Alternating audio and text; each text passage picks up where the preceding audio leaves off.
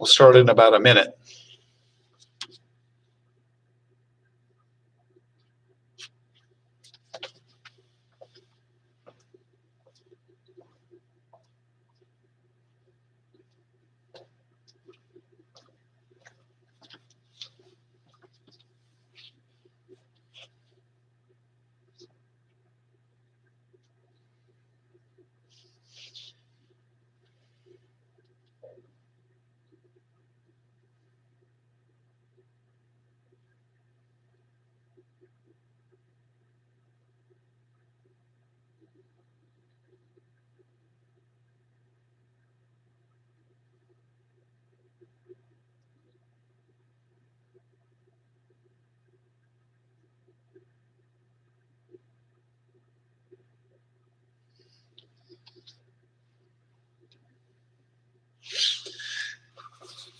Today we'll start the final exam review. The final exam is Monday, May 3rd from 3 p.m. to 5 p.m. Mountain Standard Time. It will be proctored on Zoom, and I'll be reminding you of the details over the next couple of weeks.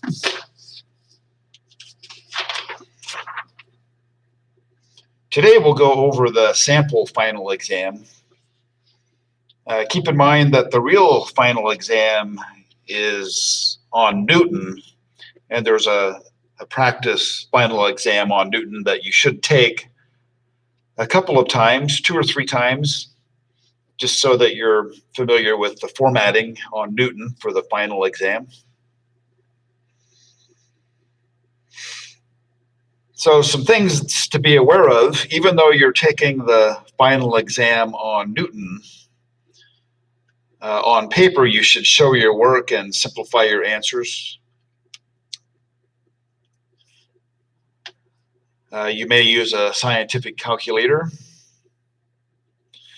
One reason for showing work, even though the final exam is on Newton, is in the event that you enter an answer incorrectly, if you show some valid work in the process on paper, then you can get partial credit. On the other hand, if you enter an answer in Newton incorrectly and show no work on paper, then you don't get any credit at all. So just like we've been doing for the other tests, after you complete the final exam on Newton, then send a PDF of your final exam papers within 10 minutes after submitting the Newton final exam. Okay, let's get started. On number 1, it says graph the horizontal line going through the ordered pair -2, 3. Okay, so -2, 3, -2 for x and 3 for y. That's the point, -2, 3. And then the horizontal line, well, horizontal is from left to right. So there's the horizontal line. And make sure that you read the directions carefully. Write the equation of the horizontal line. So the horizontal line is y equals 3. On a horizontal line, every point has the same y coordinate. In this case in particular, every point has the same y coordinate of 3. So y equals 3 is the equation. Okay, problem number 2. We have the square root of 15 over the square root of 35. And it says rationalize the denominator and simplify if possible. We can simplify before rationalizing the denominator. So that would be my advice.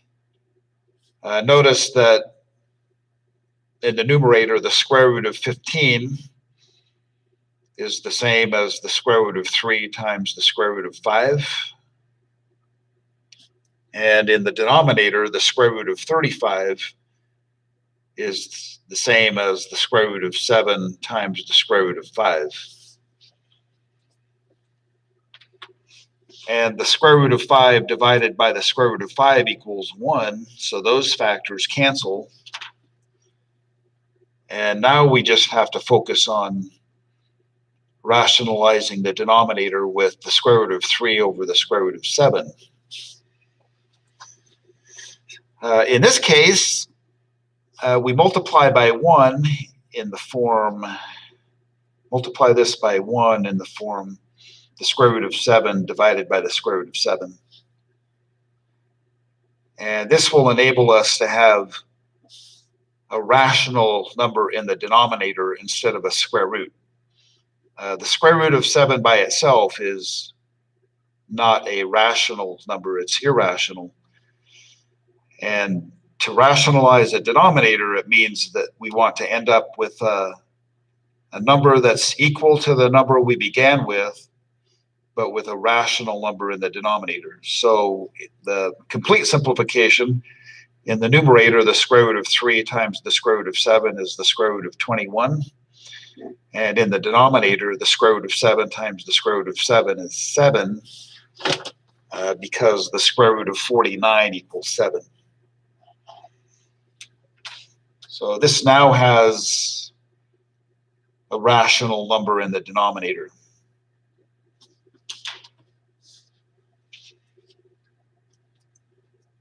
Okay, the next problem, number 3. We're given a quadratic equation and we're told what the discriminant for that quadratic equation is. The discriminant for the quadratic equation 2x squared minus 5x minus 7 equals 0 is 81. So in other words, the discriminant is b to the second minus 4ac. That's equal to 81.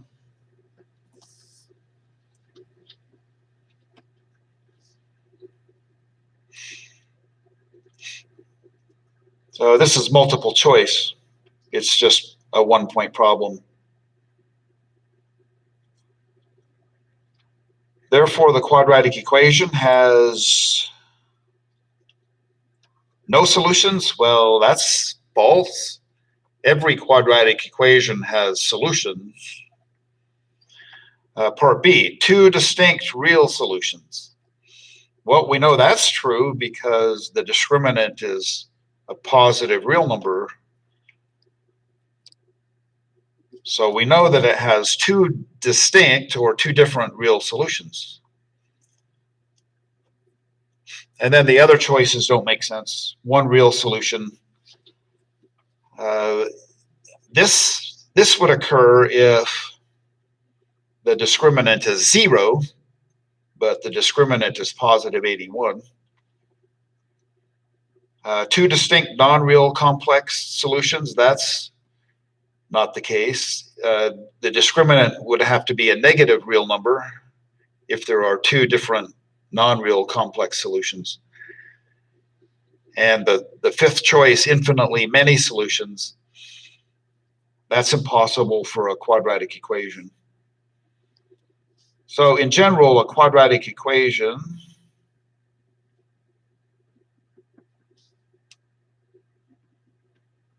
has one of 3 possibilities.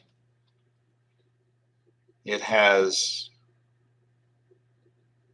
2 different or 2 distinct real solutions.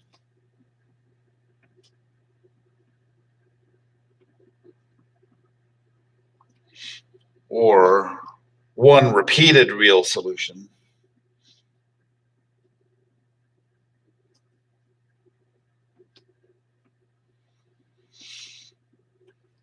Or the third possibility is 2 distinct non-real solutions.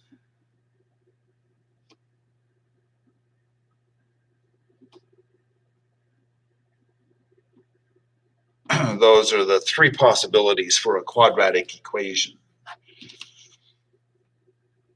Okay, and number 4, this says use the AC method to factor 6x squared plus 5x minus 14. Okay, notice this is not a quadratic equation because it doesn't have equals 0 or equals any other number. It's just a quadratic expression. So to use the AC method to factor it, then we multiply 6 times negative 14, and 6 times negative 14 is negative 84. Then we want to find two integers that have a product of negative 84 and a sum of positive 5.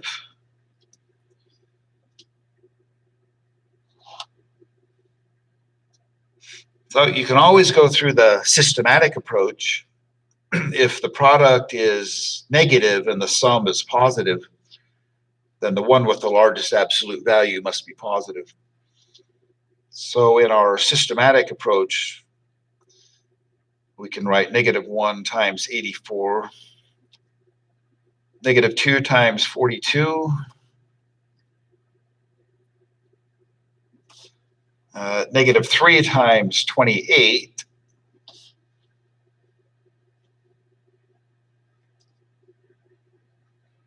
negative 4 times 21. Those add up to 17.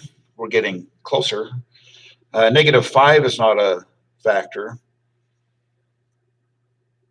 Negative 6 times 14, negative 6 times 14, those add up to positive 8. And then negative 7 times positive 12.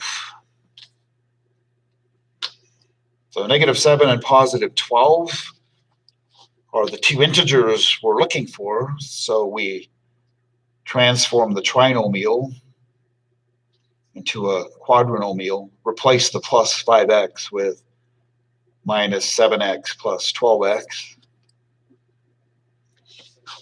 And then we factor by grouping. Out of the first two terms, 6x squared minus 7x, we can factor out x. And the binomial is 6x minus 7. Bring down the middle operator of addition. And out of the third and fourth terms, the greatest common factor is 2. And when you factor 2 out, you get 6x minus 7. And so the factorization is 6x minus 7 times x plus 2. So once again, we're not solving an equation. We're not beginning with an equation. All we're doing is factoring the trinomial.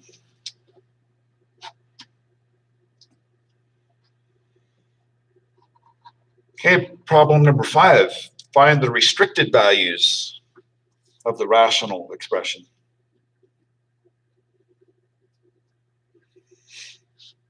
Well, if a rational expression has a restricted value, it is an x value that makes the denominator 0. So in the denominator, we have x squared plus 2x minus 8. We want to find all x values that make the denominator 0. But only if those x values are real numbers. So here we want to solve an equation, x squared plus 2x minus 8. We want to know if there are any real numbers that are solutions to this quadratic equation. We can solve this one by factoring. One factor is x plus 4. The other factor is x minus 2. So the restricted values, the two solutions are -4 and +2. So we would, just to be clear, we would say the restricted values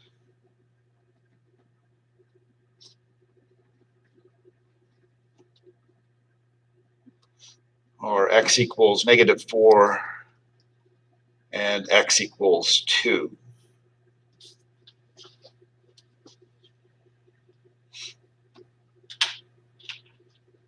Those are the x values that are off limits. They are not permitted to be used.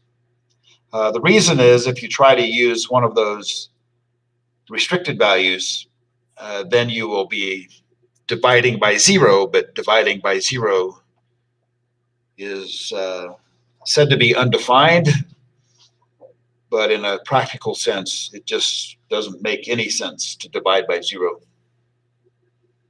All right, the next page.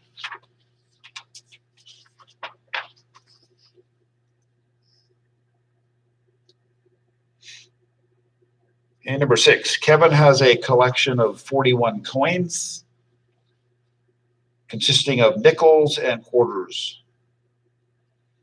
The total value of the coins is $4.85. Let N be the number of nickels and Q be the number of quarters in the collection. Set up, but do not solve a system of equations that can be used to determine the number of nickels and quarters in the collection.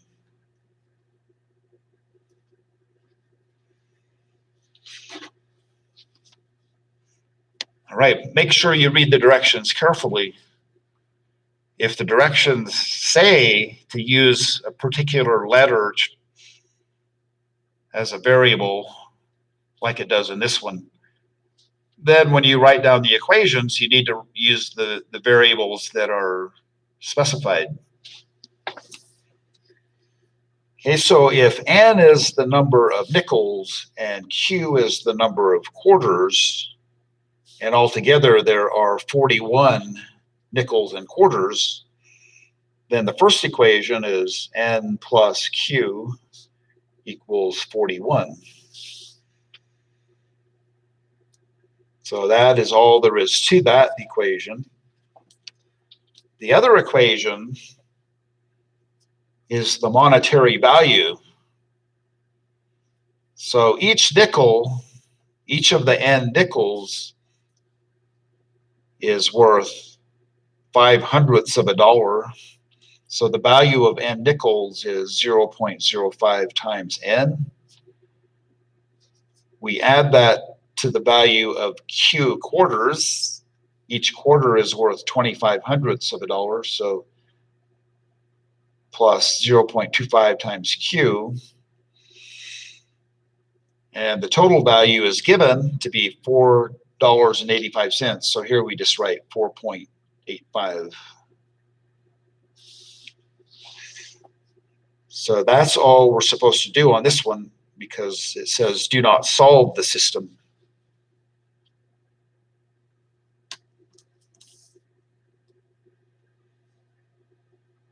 Okay, problem number 7. Find the slope and the x and y intercepts of the line 2x plus 5y equals 11. And then write the intercepts as ordered pairs. Make sure you know what it means to write a point in the xy plane as an ordered pair.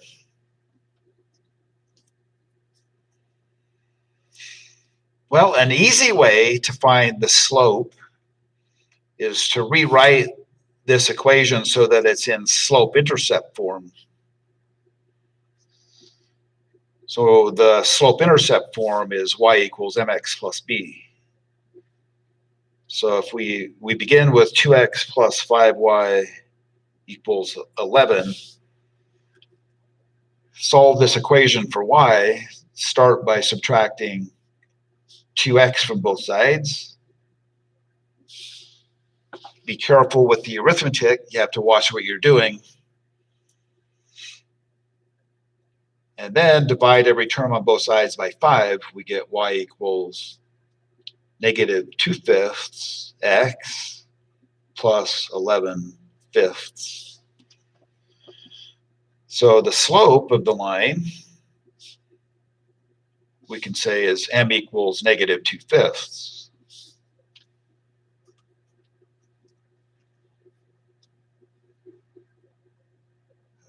To find the y-intercept,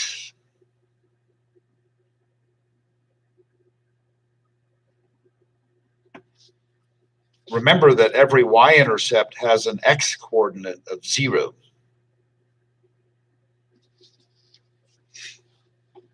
So when x is 0,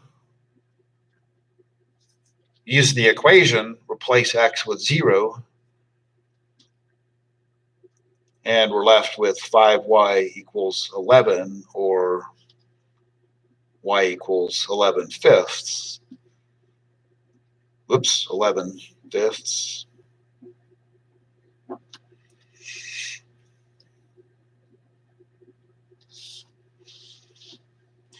Okay, I'll rewrite it so that it's not sloppy. 0, 11/5. That is the ordered pair for the y-intercept. We also could have determined the y-coordinate of the y-intercept from the slope-intercept equation. The term slope-intercept tells us what the slope is and what the y-coordinate of the y-intercept is. All right, the x-intercept. How do we find the x-intercept?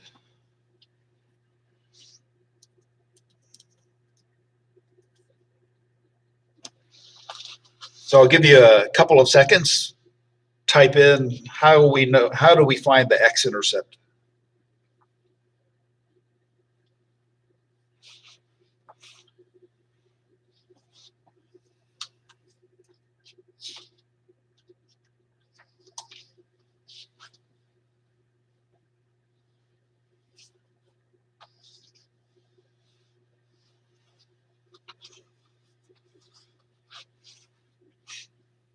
Nobody knows, I guess.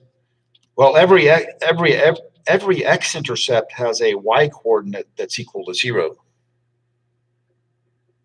So when y equals 0, use the equation again. When y is 0, 2x equals 11, or x equals 11/2. But remember, the x-intercept is an ordered pair. So the x-intercept is the ordered pair 11/2, 0.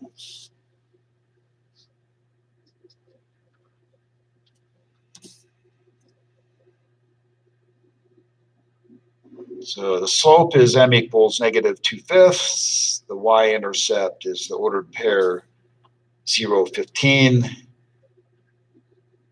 And the x-intercept is the ordered pair 11/2, 0.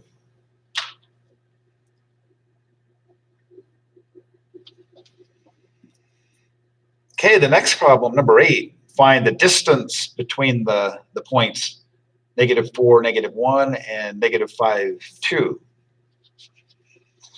So I'll remind you of the distance formula. Distance is equal to the square root of x2 minus x1 squared plus y2 minus y1 squared.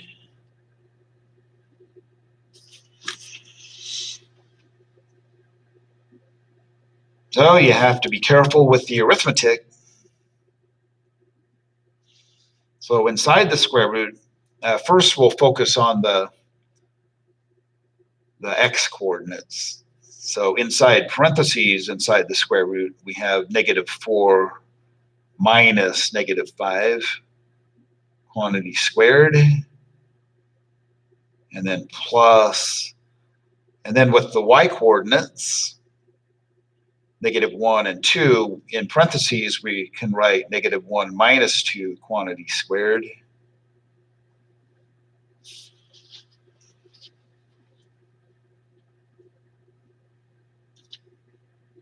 And then we do the arithmetic.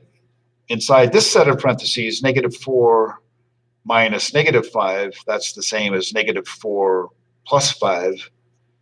-4 plus 5 is 1, so we have 1 squared, and then plus -1 minus 2 is -3, and then -3 squared.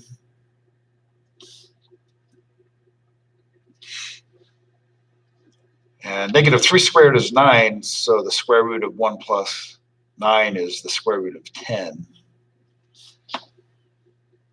So the square root of 10 is the distance between those 2 points.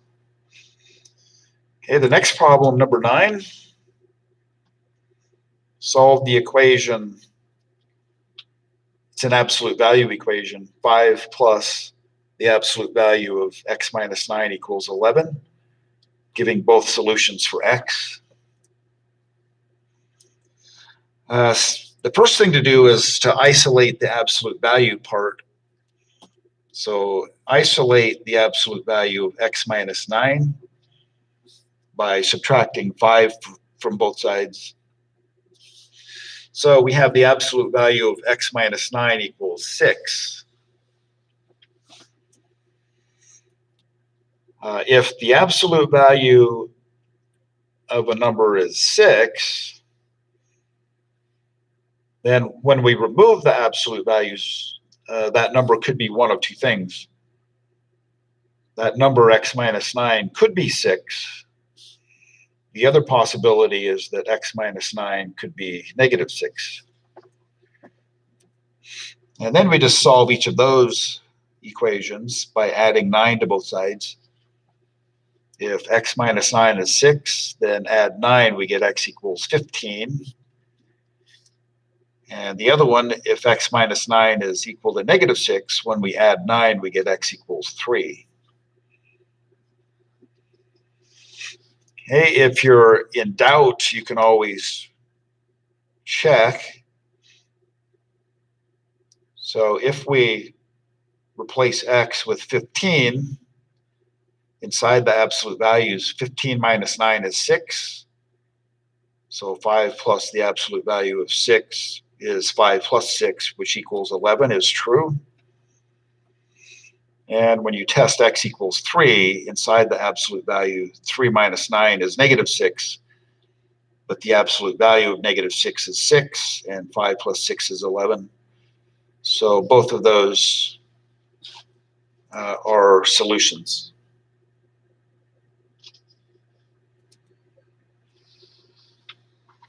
Okay, the next problem, number 10. So read the directions carefully. Mildred can row a boat 3 miles per hour in still water. On a river, it takes her the same time to row 14 miles downstream as it does to row 7 miles upstream. It says, let x be the speed of the current. Give an equation that represents this problem, but do not solve.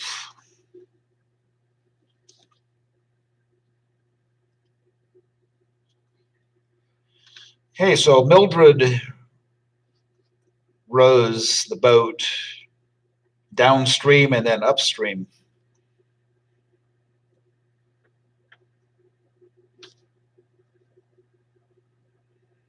So we'll write down an equation of the form rate times time equals distance for each of those. One equation for downstream and the other one for upstream, which is against the current.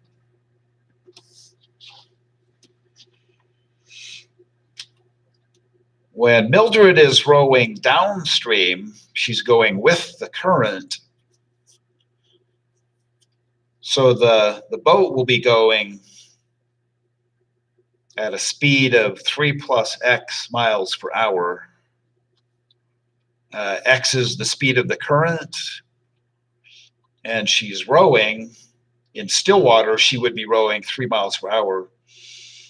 So the boat is traveling at 3 plus X miles per hour going downstream. Okay, so a key bit of information, if we focus on this second sentence, it takes her the same amount of time to row 14 miles downstream as it does to row 7 miles upstream. So I'll just use capital T to represent the amount of time it takes her to row 14 miles downstream.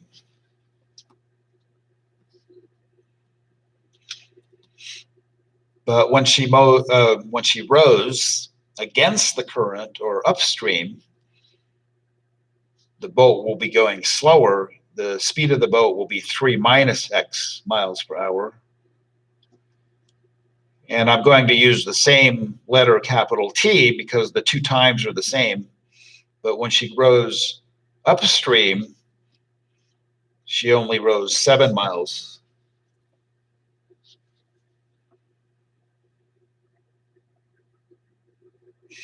What we want is an equation whose only variable is X.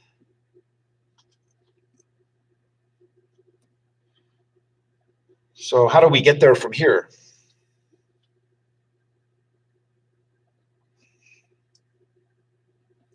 Since the two amounts of time are the same, I use the same letter because it takes her the same time. So since T equals T, solve each of the two equations for T.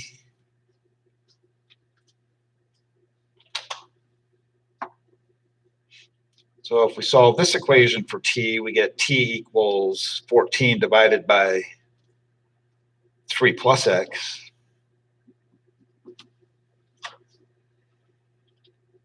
And solve this equation for T, we get T equals 7 divided by 3 minus X. But since the two amounts of time are the same, the equation that we want is 14 divided by 3 plus X equals 7 divided by 3 minus X. This is the equation that we want. And it says do not solve, so this is the answer.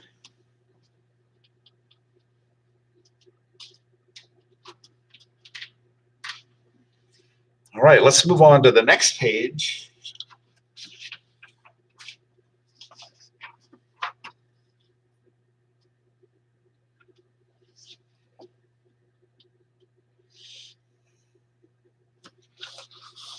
So on this one, part A, how many ordered pairs solve the system? The system has two equations. It's a system of two linear equations, 3x minus 5y equals 15, and 3x minus 5y equals negative 3. So there's two ways you could go about answering part A. If we look at the graph, we can see that the two lines are parallel. So since the two lines do not intersect, the system has no solutions, zero ordered pairs. So 0 ordered pairs are solutions. So I'll just say 0 solutions. You could also do it by trying to solve the system. If you try to solve the system using either substitution or the addition method, you would get an equation that is false. So this can be illustrated really, really simply. Notice that both of the equations have 3x minus 5y on the left-hand side. So by substitution,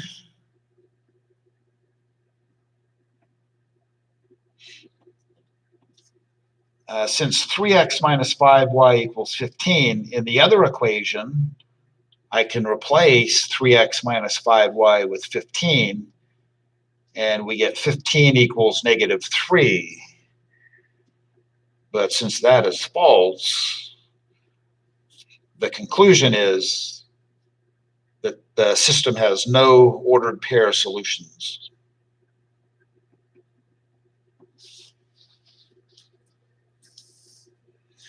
In part B, it says, is the system consistent or inconsistent? Well, the fact that we got a nonsensical equation by trying to solve it algebraically, the word that makes the most sense is inconsistent, because the claim that 15 equals negative 3, that's inconsistent with reality.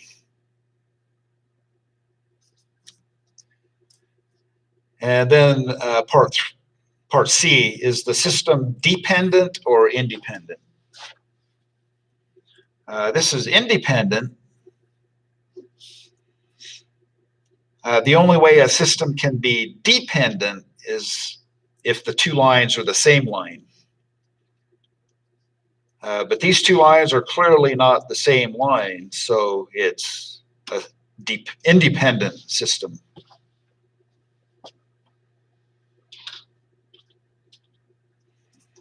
Okay, number 12, solve the equation x minus 2 squared equals 11. How many solutions are there? So that'll take you 2 seconds to type in, or less. How many solutions does this equation have?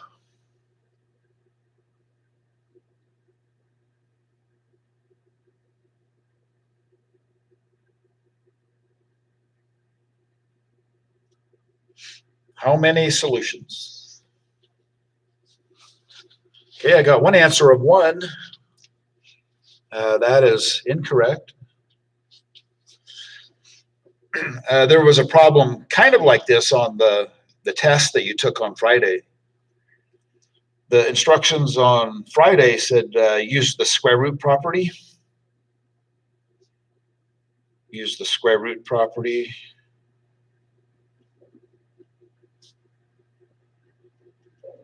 So if x minus 2 quantity squared equals 11, the square root property says x minus 2 equals positive or negative square root of 11. And then add 2 to both sides, we get x equals 2 plus and minus the square root of 11.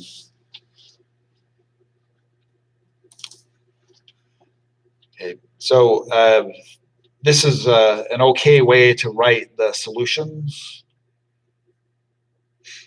If you have to write them separately,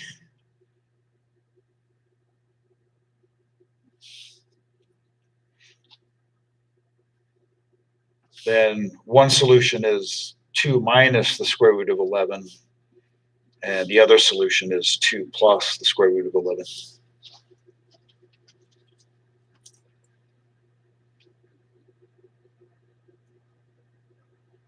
Okay, the next problem,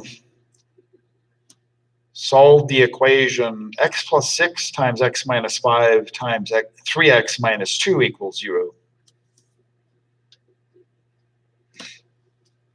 So how many solutions does this equation have?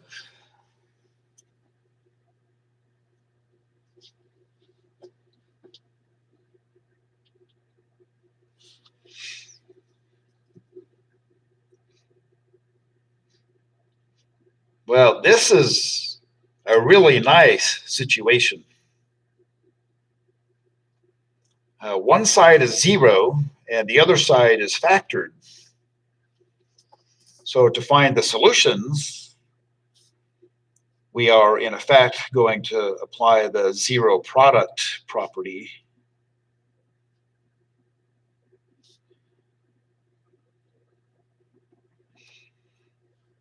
If the product of 2 or more factors is 0,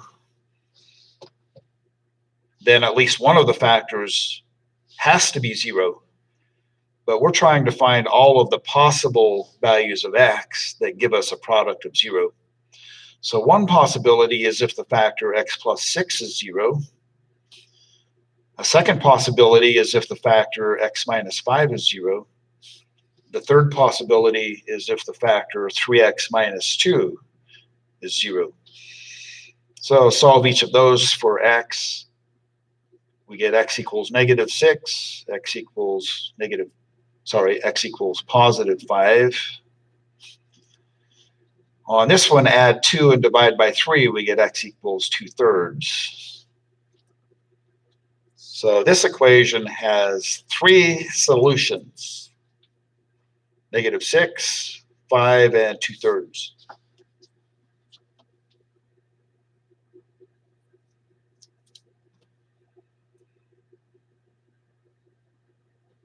Okay, number 14, simplify assuming variables represent positive numbers. The square root of 54 times y to the 6th. We're trying to simplify a square root, so we want to find the largest factor of 54 that is a perfect square, and then find the largest factor of y to the 6th that is a perfect square. So we note that 54 is 9 times 6, and 9 is a perfect square. So 9 is the largest factor of 54 that's a perfect square. And y to the 6th is a perfect square. How do we know that?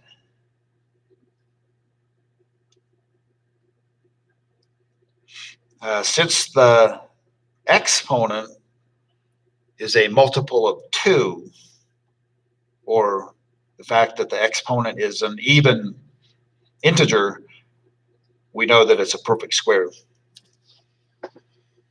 Okay, so to simplify this, we can rewrite this as the square root of 9y to the 6th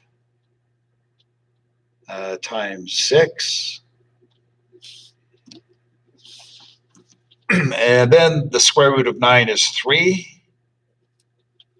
And the square root of y to the 6th is y to the 3rd. And then we multiply that by the square root of 6. Remember, when we have a square root, the index of the radical is 2. So when we simplify the square root of y to the 6th, we can remember how to do that if we divide the exponent 6 by 2. 6 divided by 2 is 3.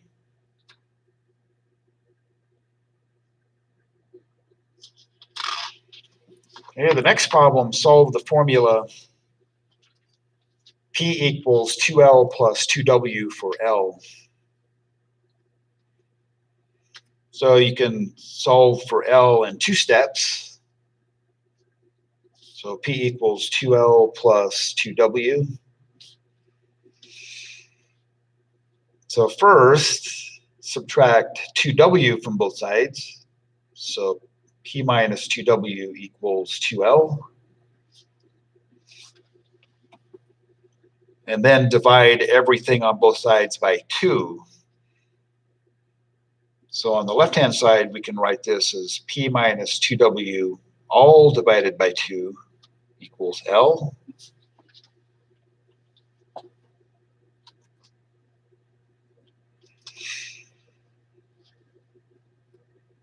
So notice that in the numerator, although 2 is a factor of 2W, 2 is not a factor of P.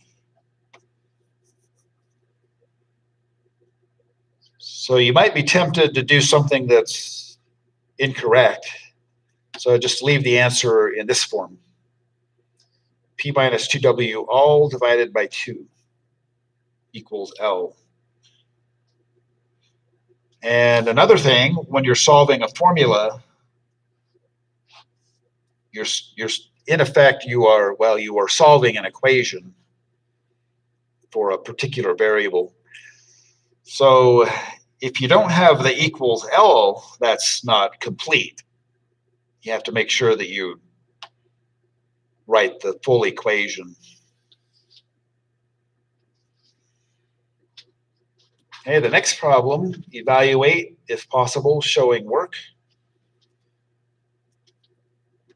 125 raised to the negative 2/3. So that is an exponent. The exponent is negative 2/3.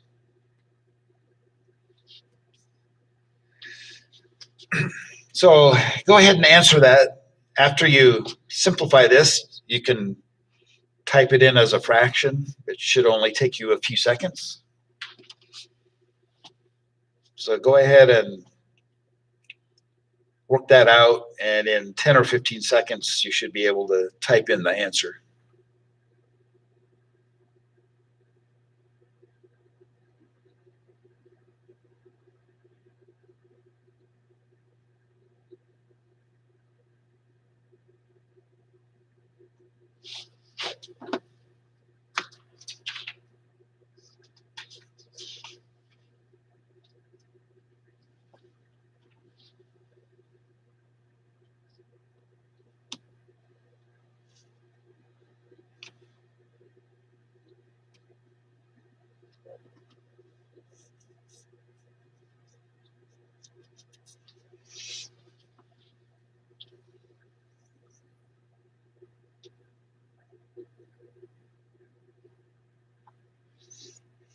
I got an answer for number 15. I'm looking for an answer to 16.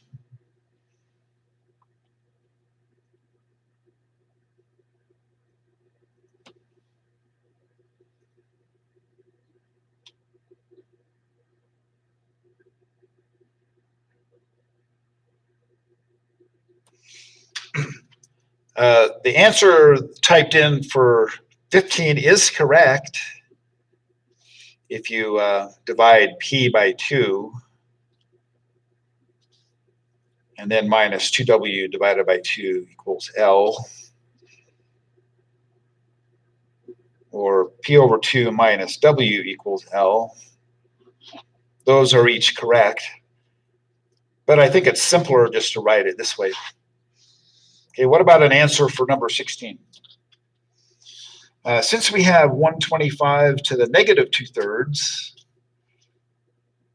we can use a property of exponents and write this as 1 over 125 to the 2/3. The denominator of the exponent is 1/3.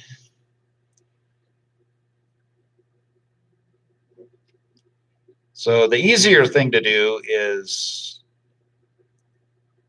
to write 125 to the 1/3 and then raise that to the second. 125 is a perfect cube. 5 to the 3rd is 125. So the cubed root of 125 is 5.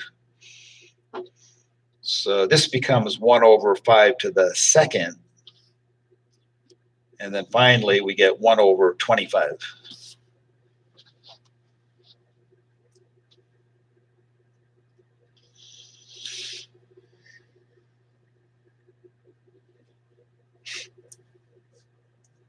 Yeah, the answer for number 16 online is not correct.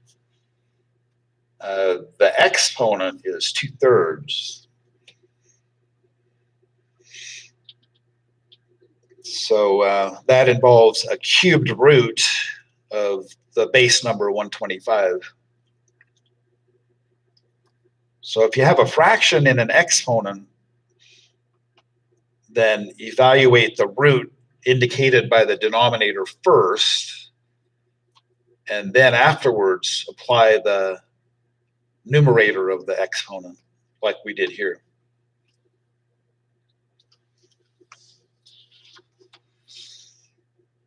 Okay, let's get started on the next page. We have about a minute left. That will be enough time to do number 17. Change 7x to the third to the 2/5 into an equivalent expression in radical notation. Okay, the denominator of the exponent is 5. So in radical notation, the index is 5. And then we can write in parentheses 7x to the third to the second. So this is one valid answer. This is okay, but if you apply the outer exponent 2, then we can write this as the 5th root of 49x to the 6th, because 7 squared is 49, and x to the third squared, or x to the third to the second, is x to the 3 times 2. So this is the other way to do it. Okay, it's time to quit. We'll pick up here tomorrow. Go ahead and sign in for attendance.